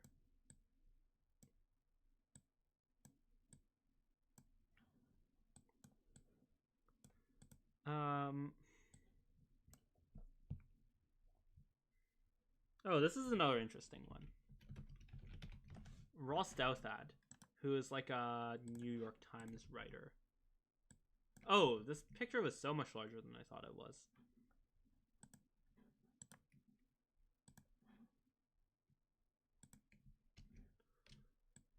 He's a center-right, self-described populist, but he's actually fairly institutional. He's kind of like the populist wing of the institutional of the institution of the New York Times, which is not that populist, but given his like policy stuff, I'll put him slightly to this end. And he does have fairly good sourcing for many of his arguments, although he does talk about culture a fair bit. I know. I still think he's slightly on this end. Less so than Ezra Klein, more so than Ben Shapiro. I think puts him like here. Some people find it weird that he's more populist. He's considered more populist than like Ben Shapiro, but Ben Shapiro, that's not a statement of how populist Ross Douthat is, but more of a statement on how institutional Ben Shapiro is. Ben Shapiro is actually incredibly institutional with regards to both policy and career path.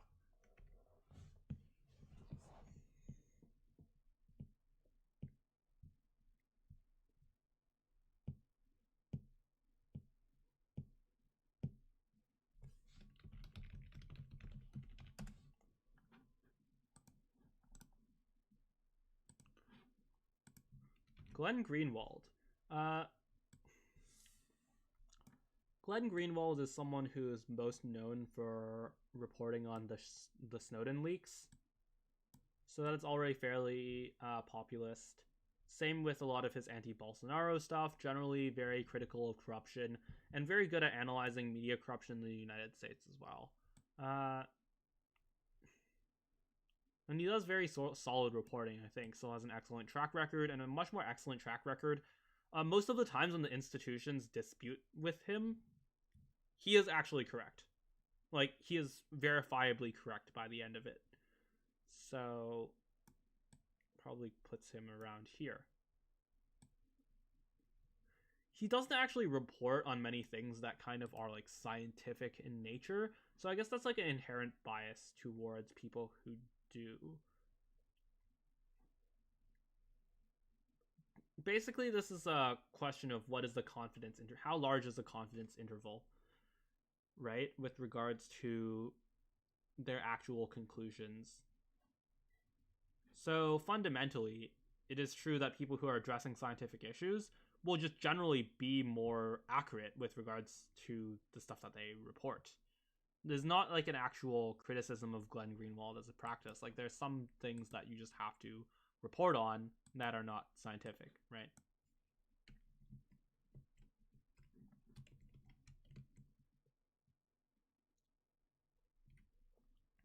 Okay. Do people know who Ryan Grimm is? I'm not sure.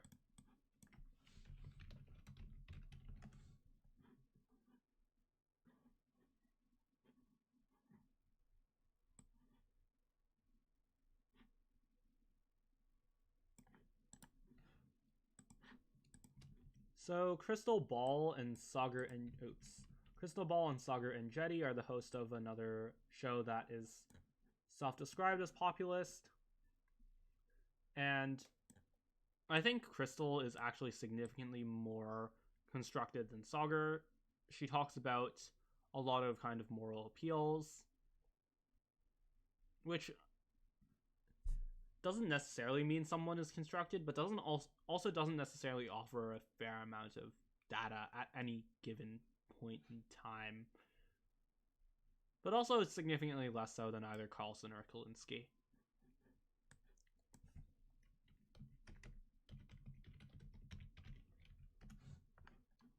Sagar actually goes quite deep into economic policy, into some of that analysis. Also very opposed to corruption. Sometimes does anecdotal storytelling, but generally has a higher rate of providing information. Actually, more so than Shapiro. Okay. Oh wait, that's actually not more so than Shapiro. Okay, there we go. Actually, that puts him at more than Eric Weinstein, which is also not quite right. I think he's around the same as Eric Weinstein in terms of confidence interval. I'll put him here.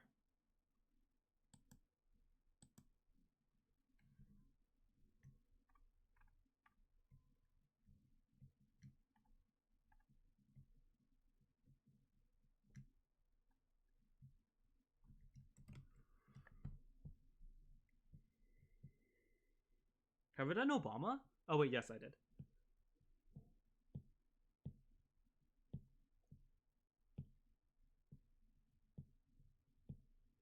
Oh, I can do Bill Clinton.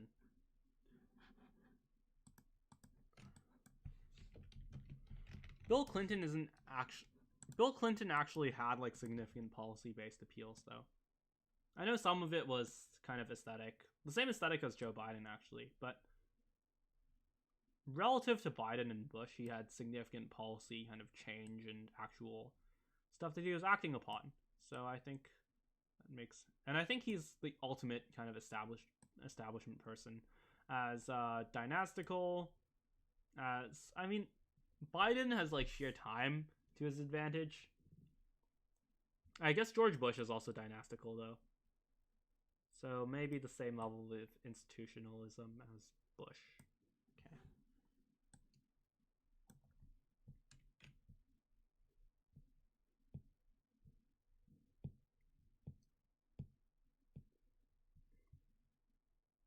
And that is the bottom of Twitter. So this is an interesting distribution. This is going to be an out of context image that I send people randomly. So that's fun. Yes. I haven't really explored any particularly complicated ideas so far though. So while I may have been fairly frank, fairly accurate, fairly direct, not really stuttering at all, this is still not an actual excellent test of my streaming ability so far, but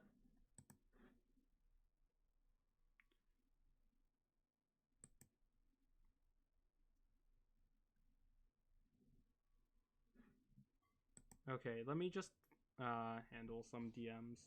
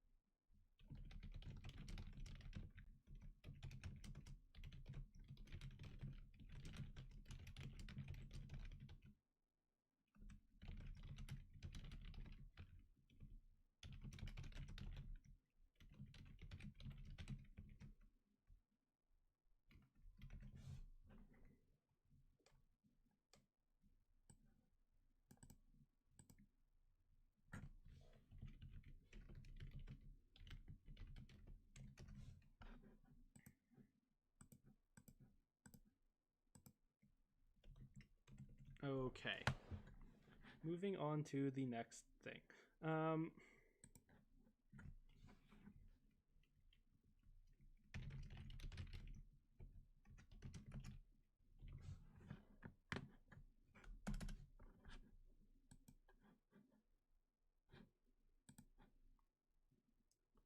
Yeah, the sheer duration of this is something that's interesting as well. Particularly without more people to interact with as I typically would. Okay. Let's switch this to a different thing. To a different tab.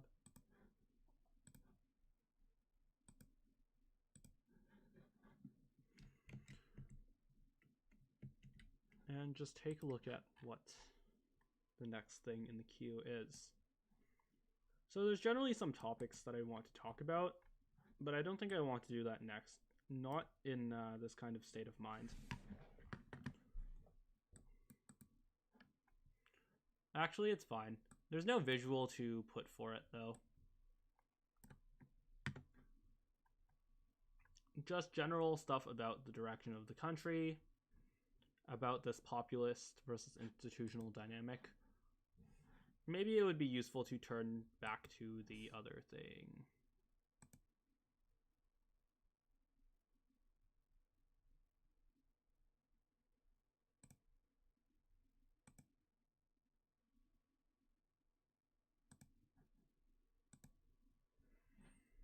All right. So, with regards to institutionalism in the United States, the thing that you have to understand is that the translation mechanism between popular will and policy is really kind of arbitrary at this stage because of how powerful exponentials are. So, with a relatively small amount of concentrated effort from the right people, there is an ability to significantly affect news coverage and general opinion through that. And that is unfortunately just a reality. As I talked about on a previous episode, the one about Jonathan Haidt, moral decoherence, and the dominant party system, there is an increasing lack of fundamental connection to any given policy or even any given kind of frame of mind in the political system. So this gives increasing power to news itself, to news organizations themselves. And because most of the American news organizations do tend to be incredibly shoddy, this is kind of the dynamic you have, where you have government buy this incredibly shoddy, self-dealing news infrastructure. There isn't an ability to mass organize right now either. Especially not without a central focus on a story that you can have every network recording. That's part of what makes kind of left-right populist unity so difficult as well. Besides the fact that there are actually just not enough people who believe in that. But even if there were, it wouldn't happen because this organizing is just difficult enough. You have the dynamic where social media organizing is the thing, but people are just not in the state of mind in the United States.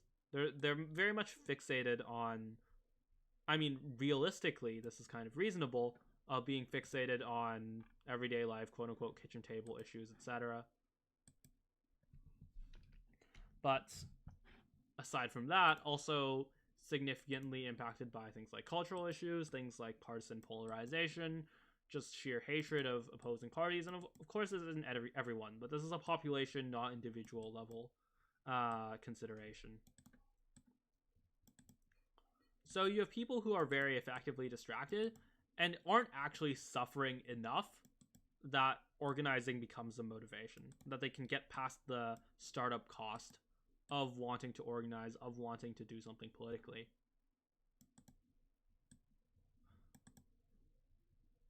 You can argue that like a vote for apathy is implicitly just being okay with the level of corruption there is, which is because there's a level of prosperity in the United States, where you can have significant levels of corruption, at least historically, and not have that much damage to the average person.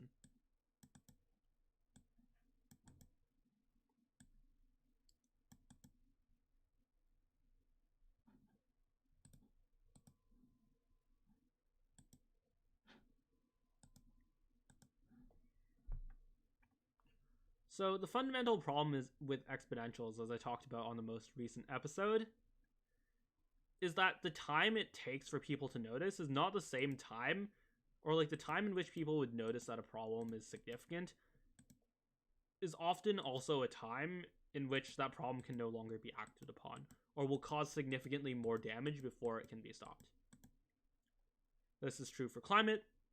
This is true for a lot of economic policy. This is true certainly for network effects, although those are already constantly in effect right now.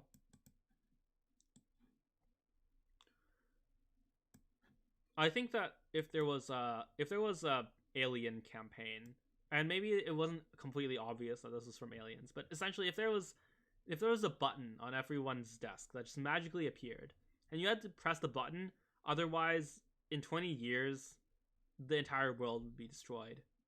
And every single person in a given country had to press the button. You would not be able to get everyone to do it. Even though it's such a small startup cost, the ability to kind of have that reach is very unlikely, I think. Or like,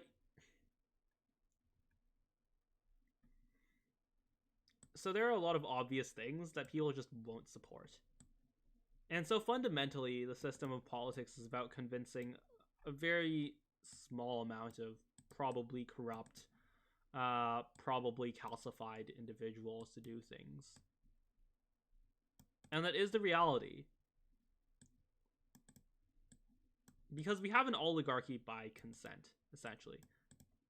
We have an oligarchy for as long as the problems caused by it aren't noticeable enough to that many people. And I don't think they are noticeable enough to that many people. And to the extent that that is catastrophic, that's exactly the problem that we're trying to solve. We're specifically addressing on the podcast those issues that most diverge from that kind of proximate, right? That most diverge from the immediate ability to go viral, from the immediate ability to be partisan, etc.